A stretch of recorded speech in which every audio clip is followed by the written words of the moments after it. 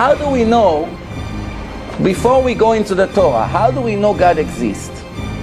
We cannot prove that He exists with the five senses that we have. We can't smell Him, we can't taste Him, we can't see Him, we can't hear Him, we can't touch Him. And in that case, how can we prove that He exists?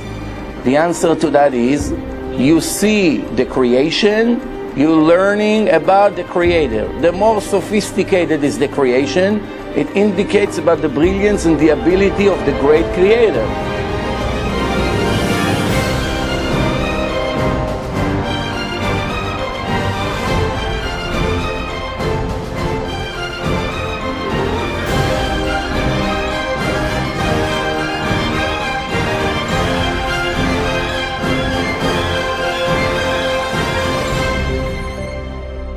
We have a rule in life. Everything that we're going to see and to hold in our hand, every creation that we ever approach in our life, a laptop, a projector, a table, a chair, a light bulb, anything, you name it, anything that was ever created, we know that if there is a creation, there has to be a creator. Coming to say that this beautiful creation with billions of stars, galaxies, oxygen, water, everything, people, animals, 2 million different kinds of animals, trees, flowers, so many brilliant things in a creation, coming to claim that something like this happened with a random explosion and everything started to expand out of nowhere, and then it started to develop with certain evolution, and one thing leads to another. It's also not exactly clever to claim such a claim. But when the professors are saying it in university, everybody buys it. They live with that, they learned it, they got to test on it, they pass the test, and then they become professor, and excuse my language, they continue to teach this nonsense to another 10 million people, and they will teach it to 100 million people, and I promise you, not even one of them believe what he's preaching. Why? Every normal human being knows if there is a chair, there must be a carpenter. I don't know him, but I'm willing to swear on my life that the carpenter made it. If there is a laptop, there's some kind of Japanese engineer that made it. I'm willing to swear on it.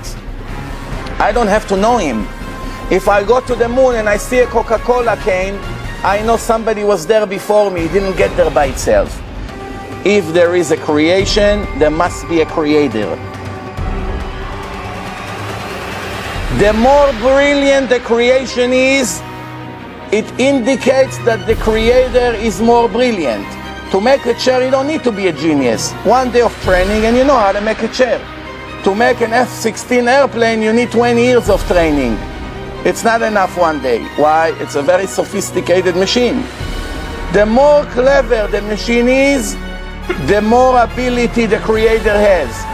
When we review a human brain, we take one brain, size of an apple, 10 trillion connection inside this little piece of jelly, 80% jelly, 20% raw material, 10 trillion connection in this little box.